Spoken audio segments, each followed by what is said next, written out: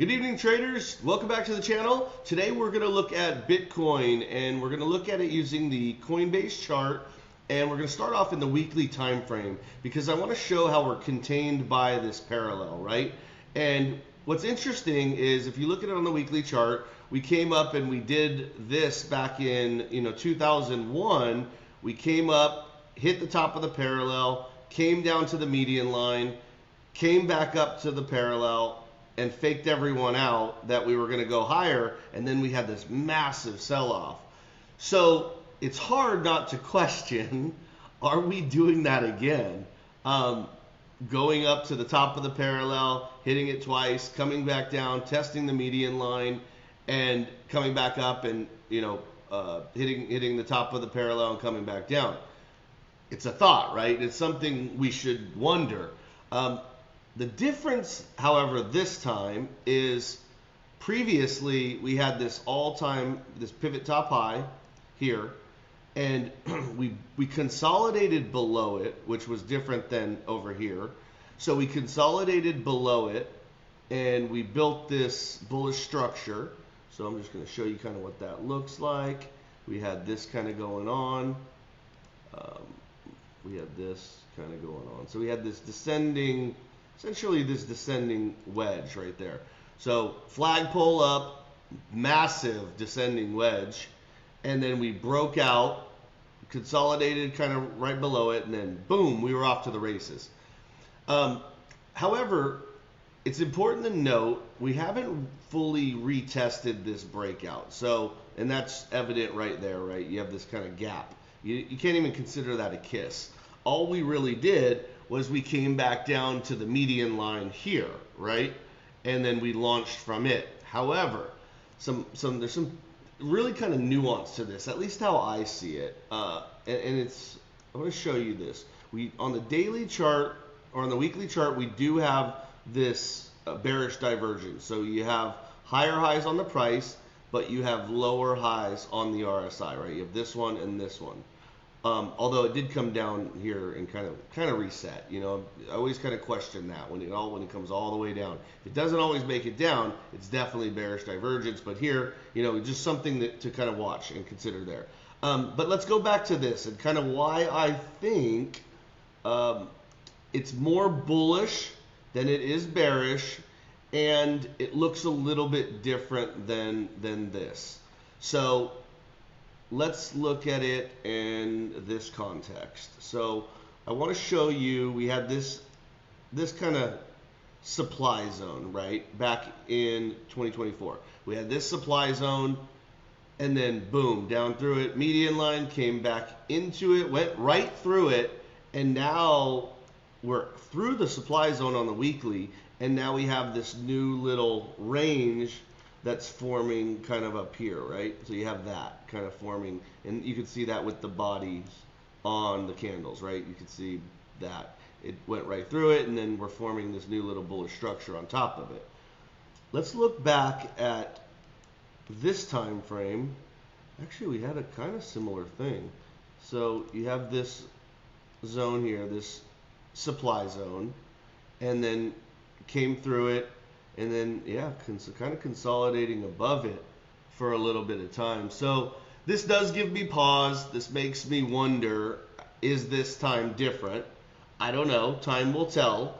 But we have that, right? That's on the weekly. Now let's go to the daily chart and kind of, let me take all this off, and let's just kind of reanalyze kind of what we're looking at and where we're at.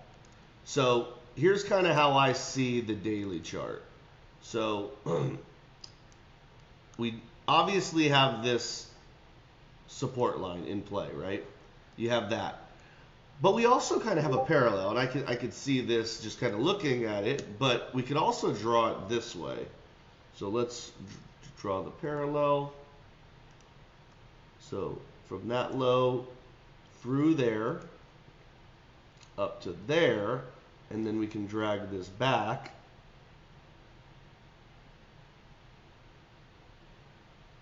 There we go. Oh, why is it doing that? Okay, so drags this down, and we have that. So you can see, kind of rode the top of it. but we're essentially in this parallel now. So we had this touch point here, here, here, and here. So are we making a move? Why did it do that? Okay, that reset. Sorry about that, guys. Okay, so we made a move down to below. Are we now making a move, either one, to retest here before we go higher? So it would look something like this, right? That. Or do we do something like this? Oops, take that off, take that. Or do we do something like this and we consolidate a little bit more and then go higher, right? Bullish structure there, create like that flag and then go higher. So a couple different possibilities there. I will notate this. We do have a little bearish divergence as well on the RSI here, although we do have this reset here. Also important to note is comparing it, or actually looking at it along with IBIT, right? Because I saw some interesting things on IBIT. So I want to show you this. IBIT is the ETF, the ProShares, or rather the iShares, my apologies, the iShares ETF. Okay, and I want to go to the daily chart. Okay, so I want to show you the daily chart on this ETF because it's super interesting. We have this previous high, and you could see from all these rejections, we went above the previous high, but we never confirmed above it. So we had, this candle close up here, and then back down through. Then this candle close, and then back down through. We finally had a couple candle closes above it, but no confirmation. We would have had to close, for instance, on the daily chart, we would have had to close above this previous high. So this is super interesting. Obviously it's building a bullish structure, right? You have this zone right here. So you have this flagpole and then this bullish consolidation, but we have not confirmed above the previous all-time high here. So some super interesting stuff to just kind of take note of. We have these big green buy volume candles, but we don't have, the red side's a lot smaller. So, just keep this on your radar, keep this in the back of your mind. And what I would watch for is a confirming daily close. If we're above the all-time high, does it confirm above it? That would give me more confidence that we're going higher on IBIT. So, I have a position in IBIT, a pretty large position in IBIT. And what I've been doing, which I love, is I'm selling covered calls against it. I've been selling, the 62 strike, the 63 strike, and then as it dips, I'll buy back the calls. And then I'll do the exact same thing. I'll rinse and repeat. So it's been a pretty cool strategy for me to generate income while holding IBIT, which I've wanted. I want to hold that as a core position, along with my regular Bitcoin, which is in cold storage. But yeah, it's a way to kind of play it with the market and make some money along the way. I've found it very, very lucrative. And I've loved it. So again, my strategy is sell covered calls against my IBIT position. Another thing I'm doing is I'm long Bitcoin and I'm short MicroStrategies, which I think is an interesting pairs play there. And I can do a little video on that and at a later time and explain why I'm doing that.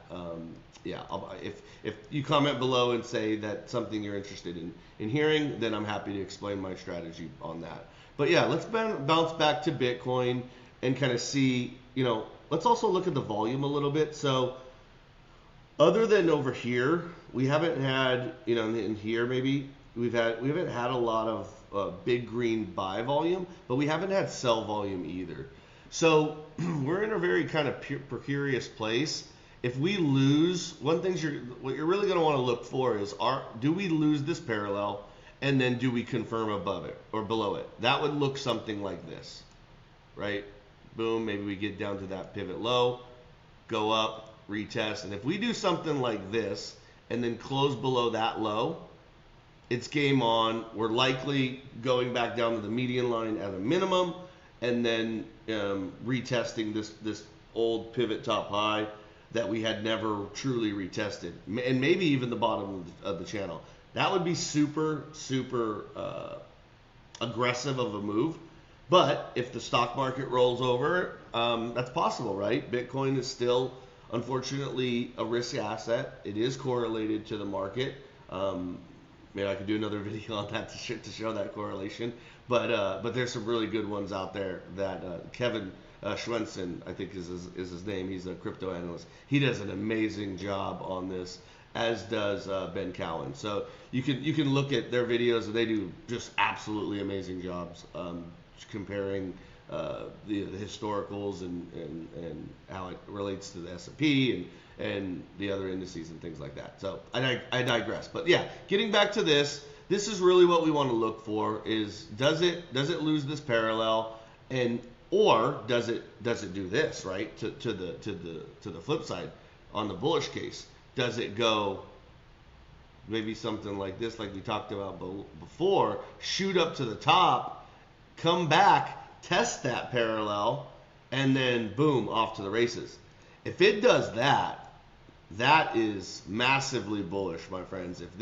If we can get this breakout to say 124, top of the parallel, and then retest at 116 or thereabouts and hold that, my friends, could set us up for a very, very, very, very big move. If we look at it in the context of Elliott wave theory, there's several counts out there that have us go into 154 to 180,000 this cycle. There's even ones that have us go into 500,000. So, I take it one day at a time, chart by, analysis, daily analysis by daily analysis, meaning I don't let those grandiose projections, even though I think in time Bitcoin can definitely go to those levels, I don't let that cloud my judgment. I just read the charts and I just read the price action. And right now, I'm cautiously bullish on it, and I will be very bullish if we accomplish this. So that's all I have for you today, guys. I really hope you enjoyed the technical analysis and the live charting on Bitcoin, and including IBIT as well. And if you did, please do me a favor, smash that like button, show me some love, and I'll see you guys on the next one. Thanks, guys. Take care and have a great evening.